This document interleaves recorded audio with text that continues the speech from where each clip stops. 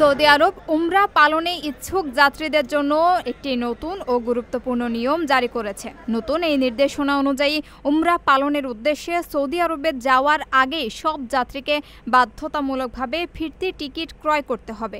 Saudi কর্তৃপক্ষ জানিয়েছে, এই নিয়মটি পৃথিবীর সব দেশের নাগরিক এবং সব ধরনের ভিসাধারীর জন্য প্রযোজ্য হবে।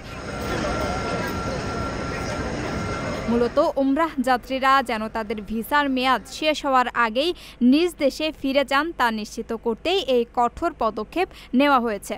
বিভিন্ন দেশের এয়ারলাইন্সগুলোকেও এই নিয়ম কার্যকর করার জন্য নির্দেশ দেওয়া হয়েছে। এখন থেকে বিমানবন্দরে চেক ইন করার সময় উমরা ভিসার পাশাপাশি যাত্রীর ফিরতির টিকিটও পরীক্ষা করা হবে।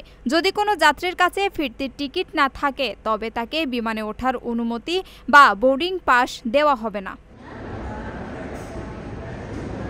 ট্রাভেল এজেন্সিগুলো জানিয়েছে, এই নিয়মের ফলে উমরা যাত্রীদের ভ্রমণ পরিকল্পনায় কিছুটা পরিবর্তন আনতে হতে পারে। এখন থেকে যাত্রার তারিখ নির্ধারণের সময়ই ফেরার তারিখও চূড়ান্ত করতে হবে। এই পদক্ষেপের ফলে উমরা ব্যবস্থাপনায় আরও বেশি শৃঙ্খলা আসবে বলে আশা করছে সৌদি কর্তৃপক্ষ। ৫ লাখ টাকায় প্রবাসীর সিটির মালিকানা শেয়ার, ৫ বছরেই দ্বিগুণ মুনাফা।